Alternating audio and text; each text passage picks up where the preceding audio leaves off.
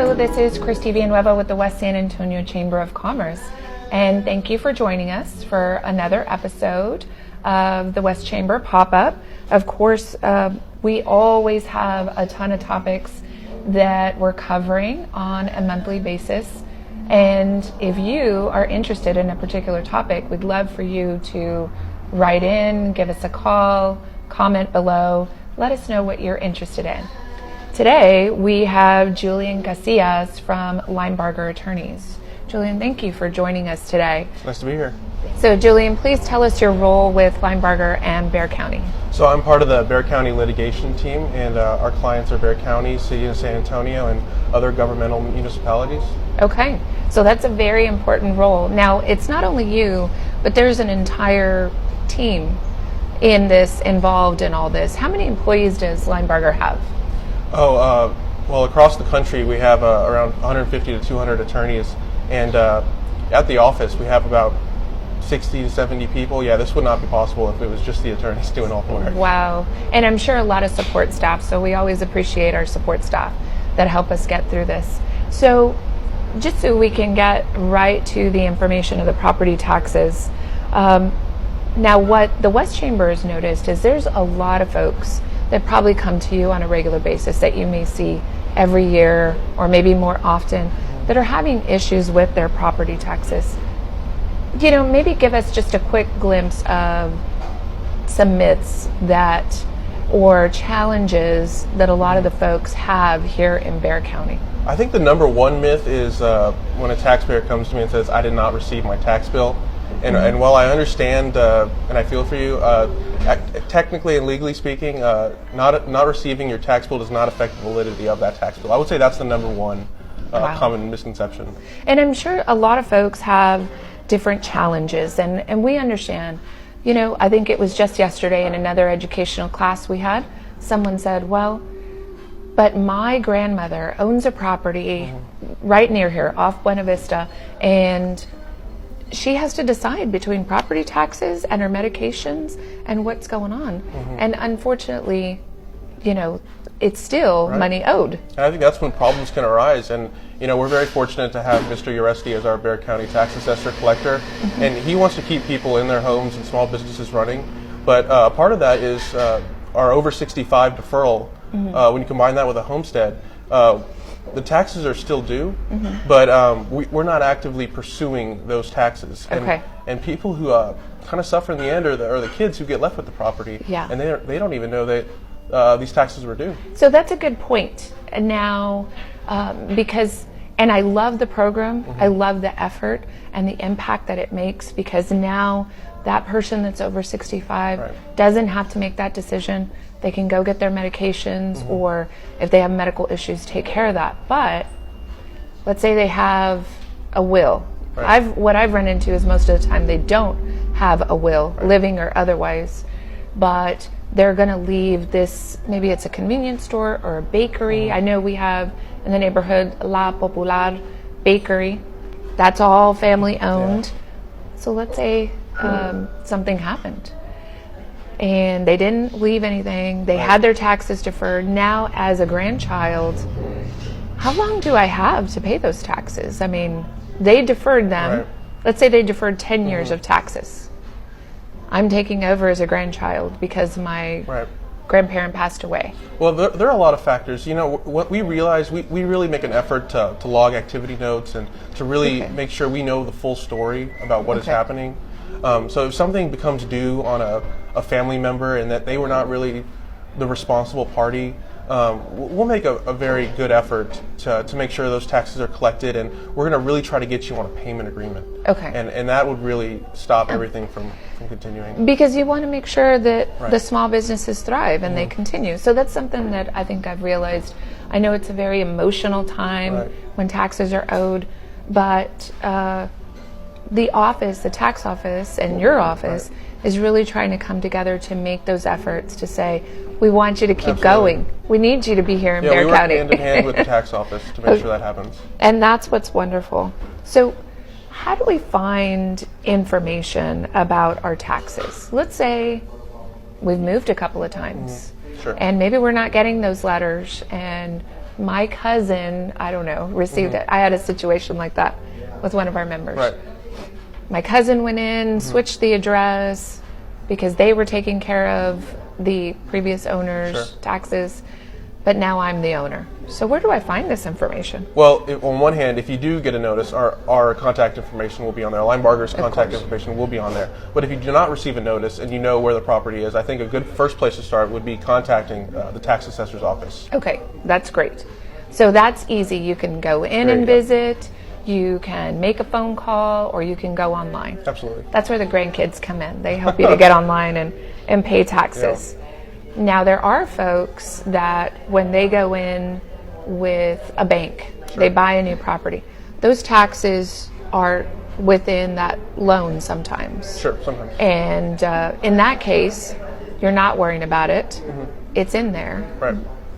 But there's a key element. And in talking about, let's say it's that time for your taxes to be evaluated, and you can still protest your taxes, can't you? Oh, absolutely. Even though the bank is paying them for you because it's part of your mortgage or part of that loan. I would just be sure you know the exact deadlines, because when you miss a deadline for a protest, it is harder for you to go back and change that. Okay. And for everybody to note, City of San Antonio and Bexar County has open houses.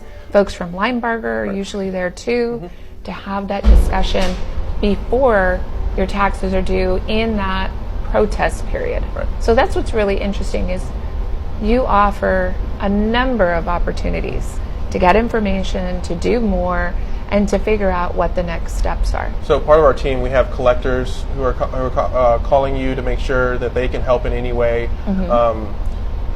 We don't always want to do the payment agreements. We kind of want to leave that to the tax office, but we will also work with you at Linebarger. And we also have researchers who that's their only job is to make sure that they understand what the full story is and who's living where. And even if the tax bill does not match up with the property owner, they're the ones coming to us saying, this is what we found, and just trying to get to the bottom of it. So that's really good. So there's a lot of things, folks. When you own a business or when you're taking over a business, there's a lot of things that you need to be able to check on. So we'll get back to some of those key elements of the property taxes. Tell us about property auctions, because we understand that here on the west side, there's a big expansion coming with UTSA making a huge investment in this area, in the near west side, and then the city either buying or selling property and what they're doing. There's also opportunity for people, just the layperson, to make investments and actually help to grow their neighborhood. So tell us about those property auctions. The tax sales will take place the first Tuesday of every month at 10 a.m. on the courthouse steps. Nowadays, they're kind of on the side of the courthouse in the grass area. Yes. But yeah, you can look up on our website, www.lgbs.com, and we have a great website that is mostly dedicated to tax sales.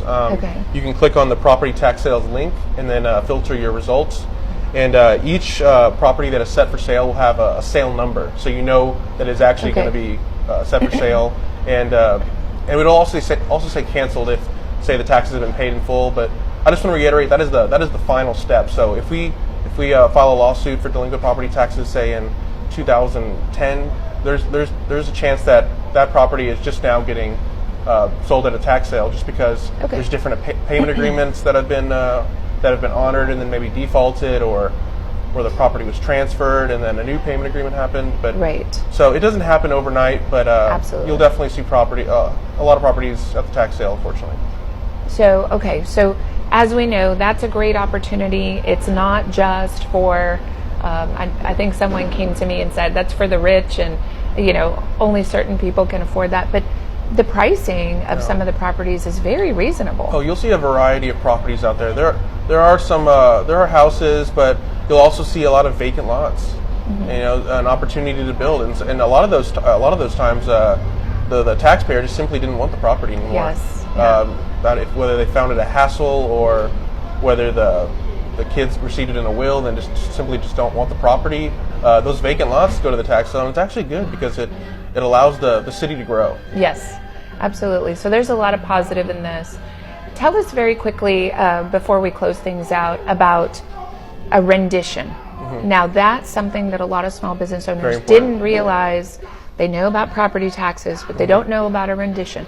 What is that? So when you render your property, you're trying to get a valuation for what you have, and it's most common with the small business owners. And I understand that it's hard to have an attorney or an accountant or to have everyone working on a small mom and pop shop. Right. But it's very important to understand your deadlines for rendering, because if you don't value your own property, then the appraisal district could look at the next closest coffee shop and say you have a coffee shop and say that's what this is worth.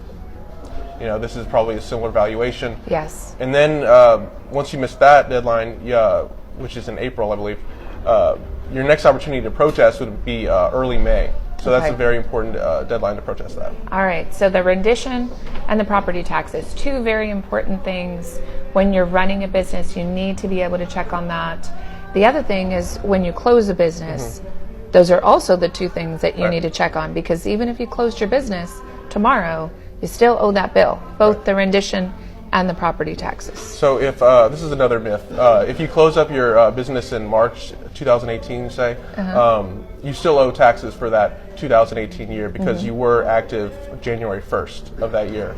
Also, it's important when you're winding down the business to contact the Secretary of State and then contact the appraisal district. So your tax bill is not coming the next year, even when you weren't in business. Right. So there's a lot of phone calls to make as if you have to close down a business or move from one business to another, whatever that is. Thank you so much, Julian, for helping us. And we appreciate all the great information. We understand you're trying to help. Thank you. Please thank Mr. Uresti for the opportunity to be able to protest and work through these issues, because that's important for our members and for our community. Absolutely. So everyone, we thank you for joining us. Please join us for another episode of the West Chamber Pop-Up. On the next episode, we're going to talk about the status of women with Dr. Erica Gonzalez. She is a wonderful woman here in the community doing a lot of great work.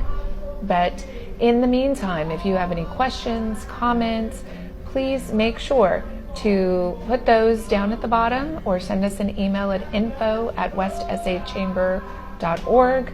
Don't forget to add your hashtag when you talk about this or share this episode with your friends and family. It's hashtag West Chamber Pop-Up. We hope to see you on the next session, and thank you so much for joining us.